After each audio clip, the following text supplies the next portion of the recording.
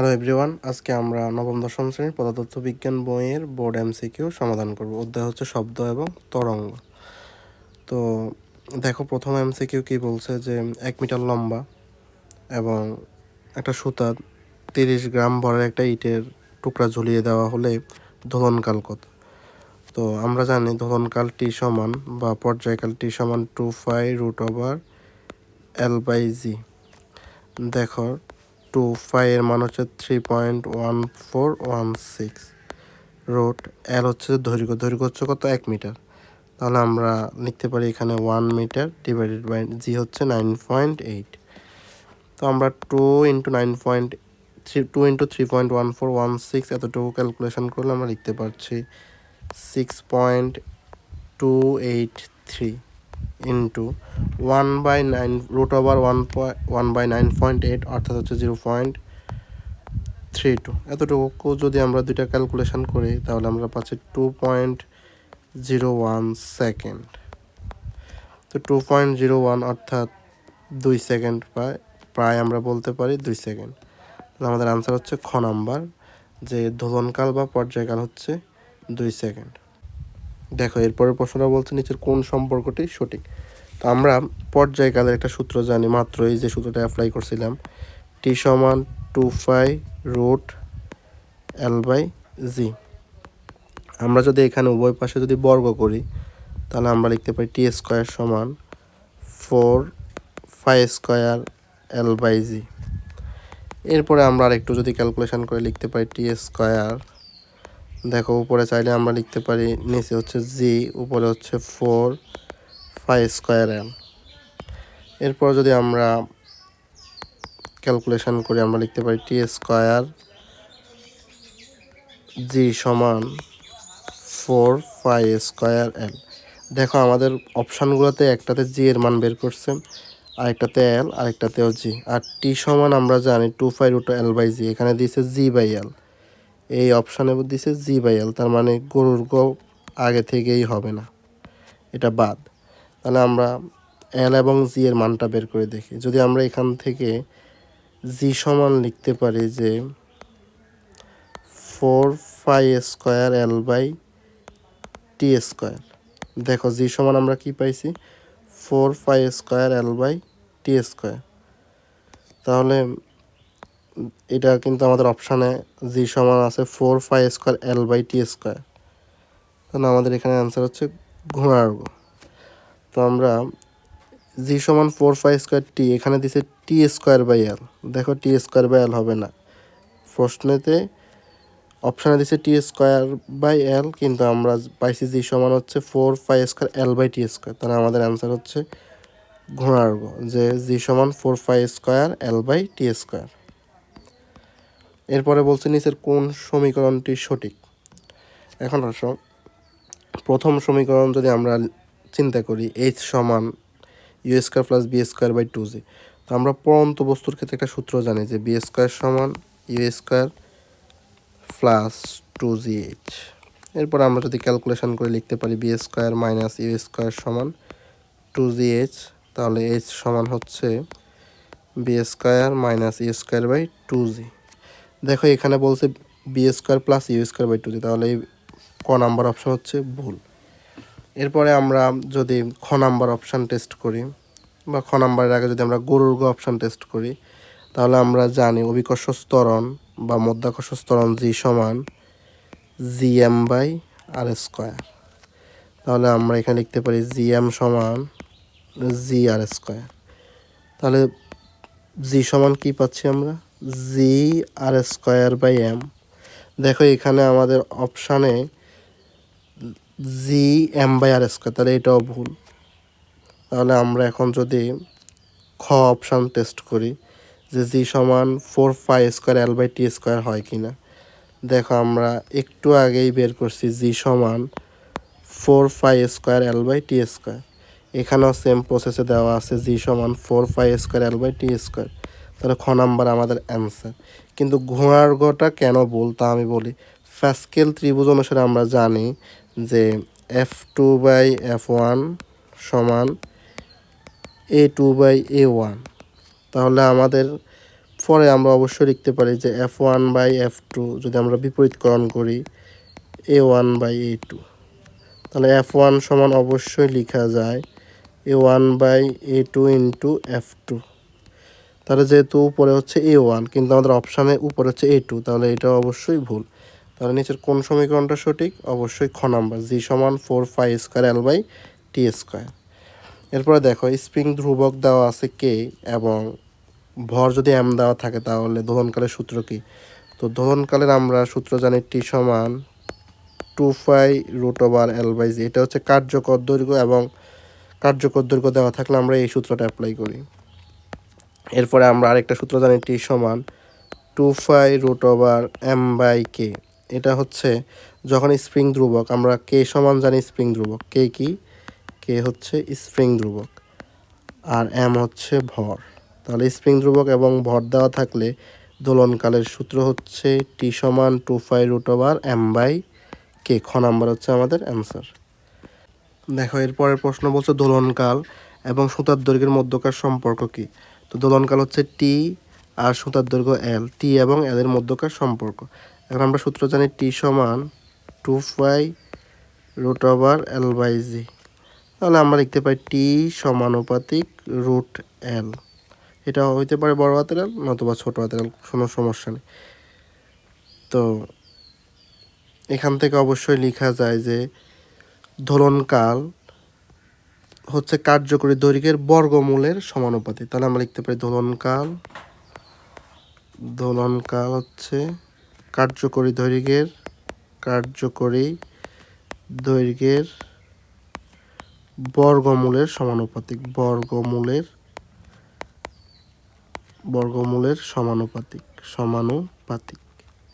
তাহলে আনসার হচ্ছে আমাদের খ নাম্বার, টি সমানুপাতিক √L। এরপরের প্রশ্ন বলছে নিচের কোন সম্পর্কটি সঠিক?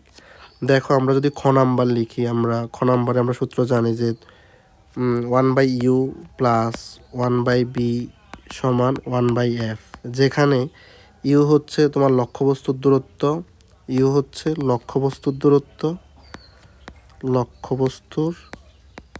দূরত্ব, তারপরে বি হচ্ছে তোমার বিম্বের দূরত্ব, এফ হচ্ছে ফোকাস দূরত্ব। তাহলে এখানে প্রশ্ন লিখছে 1/u প্লাস 1/f, তাহলে এটা হচ্ছে ভুল। এরপরে আমরা আরেকটা সূত্র জানি বি সমান এফ ল্যামডা, যেখানে বি হচ্ছে শব্দের বেগ আর এফ হচ্ছে কম্পাঙ্ক, ল্যামডা হচ্ছে তরঙ্গ দৈর্ঘ্য। এখানে দিছে এফ সমান বি ল্যামডা, তাহলে এটাও ভুল। এরপরে আসো আমরা দোলনকালের সূত্র জানি টি সমান 2π√L/জি। দেখো এখানে দিছে জি/এল, তাহলে এটাও ভুল। এরপরের প্রশ্নটাও ভুল। এরপরে আমরা জানি এফ সমান -kx। এখানে হচ্ছে বল সরণের সমানুপাতিক বাট বিপরীতমুখী, তাহলে ক নাম্বার হচ্ছে আমাদের সঠিক অ্যান্সার। এরপরের প্রশ্ন বলছে যে 1 মিটার লম্বা একটা সুতা দিয়ে যদি 10 গ্রাম বড় একটা পাথর জড়িয়ে দেওয়া হয় তখন তার দোলনকাল কত হবে? তাহলে আমরা দোলনকালের সূত্র জানি টি সমান 2π√L/জি।